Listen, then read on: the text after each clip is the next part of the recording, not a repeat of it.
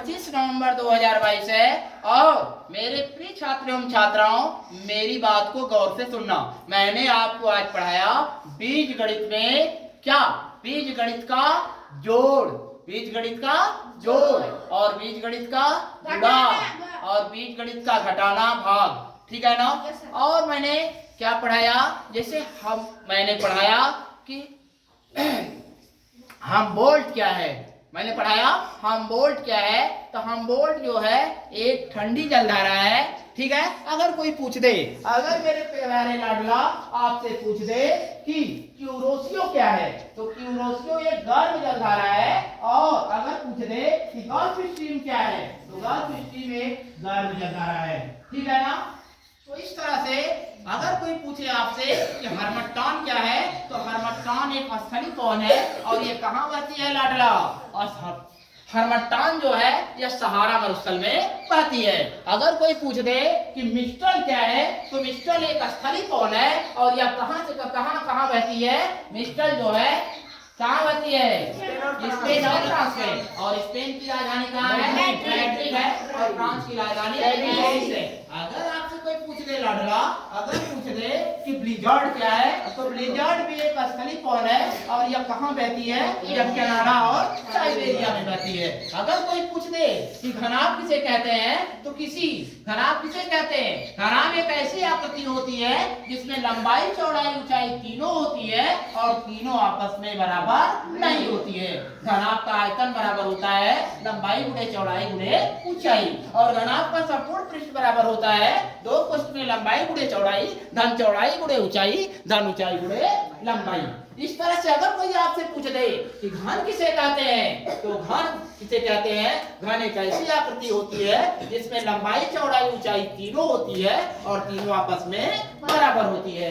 अगर कोई पूछ दे कि घन का संपूर्ण पृष्ठ बराबर क्या होता है, तो 6 गुणे भुजा का स्क्वायर, और घन का आयतन बराबर होता है भुजा के घाते 3, ठीक है ना। अगर कोई पूछ दे वृत्त किसे कहते हैं, तो वृत्त किसे कहते हैं, किसी निश्चित बिंदु को केंद्र मानकर किसी निश्चित लंबाई का चाप लेकर बनाई गई आकृति को वृत्त कहते हैं। तो इस तरह से पानीपत का प्रथम युद्ध अगर पूछ दे कोई कब हुआ था, 1526 में, किसके बीच हुआ था, किसके बीच हुआ था, बाबर और इब्राहिम लोदी के बीच हुआ था, बाबर और इब्राहिम लोदी के बीच हुआ था।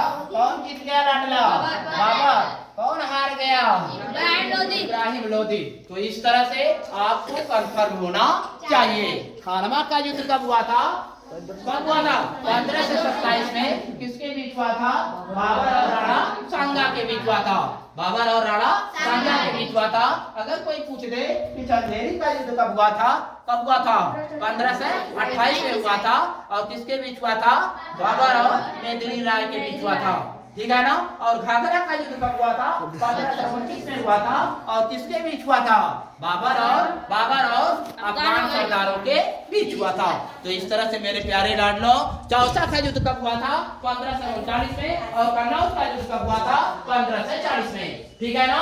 अगर पूछ ले कि किस सदन को विद्वानों का सदन कहा जाता है, तो राज्यसभा को विद्वानों का सदन कहा जाता है। और किस सदन को अगर पूछ दे, किस सदन को हम लोगों का सदन कहते हैं, लोकसभा को लोगों का सदन कहते हैं। राष्ट्रीय आपातकाल किस अनुच्छेद के अंतर्गत लगाया जाता है, 352 अनुच्छेद 352 के अंतर्गत राष्ट्रपति आपातकाल लगाया जाता है। अगर कोई पूछ दे कि राष्ट्रपति शासन किस अनुच्छेद के अंतर्गत लगाया जाता है, तो 356 के अंतर्गत राष्ट्रपति शासन लगाया जाता है। अगर कोई पूछ दे वित्तीय आपातकाल किस अनुच्छेद के अंतर्गत लगाया जाता है, तो 360 के अंतर्गत वित्तीय आपातकाल लगाया जाता है, ठीक है ना। संसद किससे मिलकर बनी होती है, संसद लोकसभा राज्यसभा और राष्ट्रपति से मिलकर बनी होती है। मेरे फ्री लाडलो, अगर आपको मेरी बात अच्छी लगी हो और मैंने सुबह से अब तक जो पढ़ाया है अगर आपको समझ में आया हो, तो आप जोरदार ताली से बजाएंगे।